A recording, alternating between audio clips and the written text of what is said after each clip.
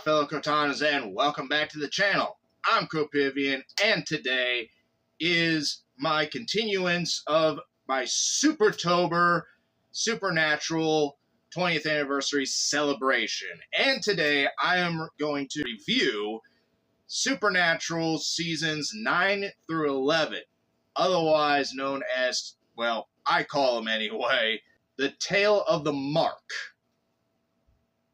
These three seasons would include one of my, if not my favorite season. Without further ado, let's get right into my review of seasons 9 through 11, The Tale of the Mark. Season 9 would start off with Sam feeling not too well after the last trial with trying to close the gates of hell forever and pretty much leaving him almost broken. This, of course, leads Dean down a path to once again try and save his brother. Well, how is he going to do it this time?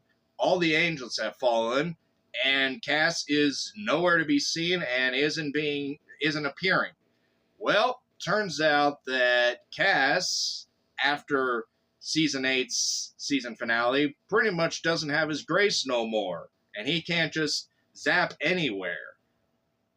So that leads Dean to Ezekiel, who, of course, leads him to Gadriel. This would bring in a very tough decision for Dean, but one that almost seems way too easy for Dean to make. The toughest, easiest decision for Dean. This decision leads Sam to be possessed by Gadriel, who every once in a while lets Sam take control, and without even a knowledge that Gadriel's in there.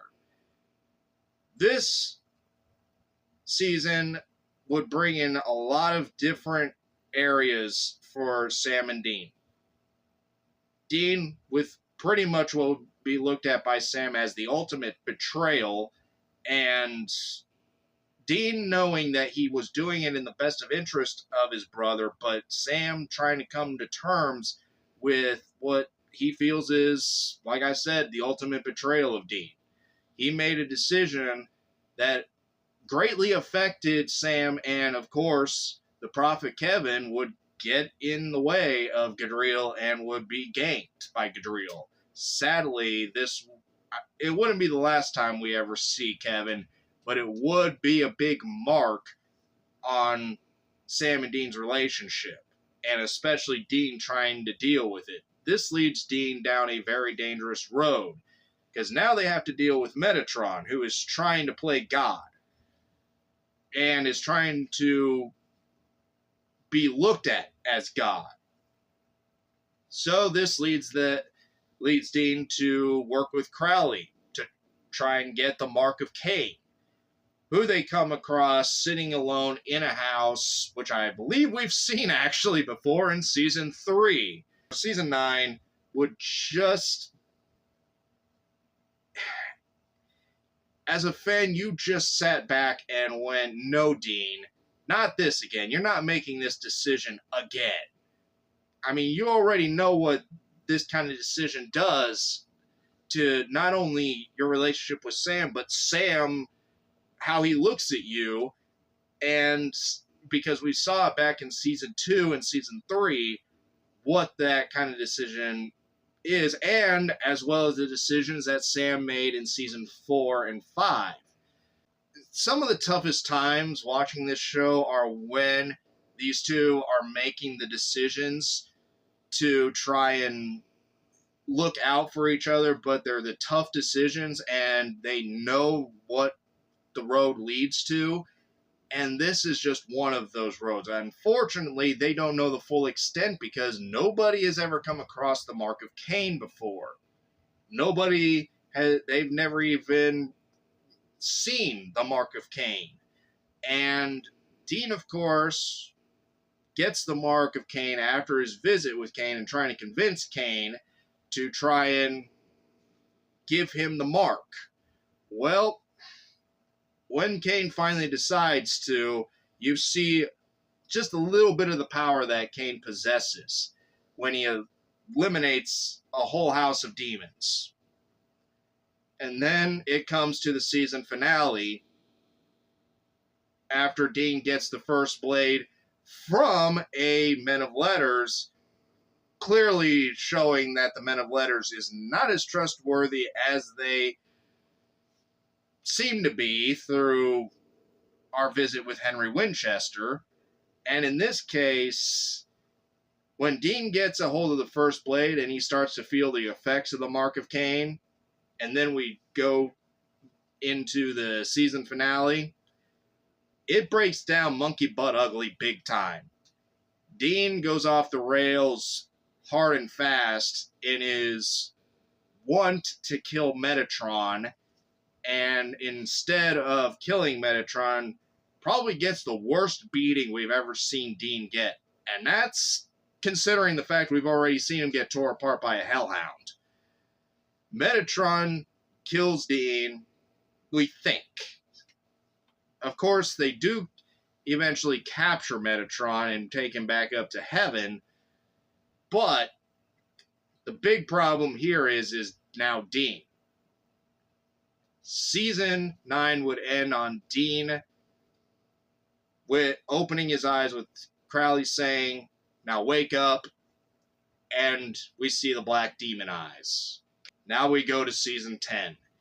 Season 10 would just start off crazy. Season 10 would mark one of the most interesting moments in Dean's character arc, because we saw back in Season 3 that Dean might turn into a character that the fans have come to call Deanmon. And this season, right off the bat, delivers Deanmon to us fans. And we see him with Crowley, singing karaoke, eventually turning on Crowley because Dean's pretty much feeling that he's going to overpower Crowley and kill Crowley at some point. Crowley, seeing this, goes to Sam and tries to, well, let Sam capture Dean, who, of course, is now around Cole, a kind of a hunter, but not really a hunter in the way that we, as the fans, know hunters in Supernatural. A military vet who wants revenge on Dean for killing who he thought was his father when he was a child. Well, turns out that's not the case, but Cole does eventually get to face Dean as Deanmon, and it doesn't go well for Cole. But it does allow Sam to capture Dean and take him back to the bunker, where we see a whole bunch of craziness ensue between Sam and Dean, and of course Castiel, with his grace back and his powers back, he does corral Dean and stop a possible murder from happening. This season got off to such a wild and crazy start that you just knew it was going to end wild and crazy, and it did so. Through Dean struggling with the mark, the first blade clearly always calling to him, and then when we see the big face-off between Dean and Cain, it just leaves you on the edge of your seat throughout the entirety of the season, because you know at some point this matchup is going to happen, and when it happens, it's bad for Dean, because at this point, he has to do it. He has to gank Cain, but in doing so, that leaves Dean with the full power of the mark and the full power of the first blade. A whole trail of dead in his wake when the Steins unfortunately kill Charlie in their hunt for the Book of the Damned. After Dean knocks off the Steins, though, in a massacre, now Dean's gone in the wind once again. Well, eventually it boils down to, as the entire time Sam has been trying to break the hold of Cain, of the Mark of Cain on Dean. Crowley getting chained up and having to work with the Winchesters and Rowena, or at least Sam. And all while, once again, Dean doesn't know about this. And the season finale boils down to the final time we would also see Julian Richings as the Angel of Death. This finale was so intense, and you didn't know which way it was going to go. Of course, it comes to that Dean does kill Death,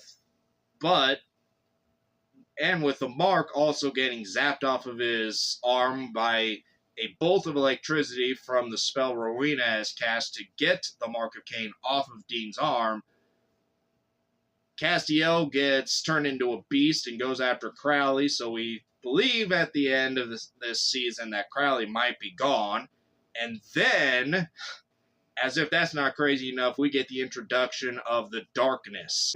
That leads us into season 11, what is probably and very much my favorite season out of all of Supernatural because of the push and pull between Amara and Dean, the Darkness and Dean, and their connection through the Mark of Cain, and how they carry that story off past this season is great. I wish we would have gotten to see more from Amara, but what we did get to see is just really, really fascinating, and sometimes it's best to leave things up to the imagination of the fans. This was such an amazing season, and you never knew which way it was going to go. You didn't know if they killed Amara, if that was really the way that it was going to be the best way to end this season, or if eventually, with the question of Chuck being her brother, could he lock her back away, or with the season finale of this season,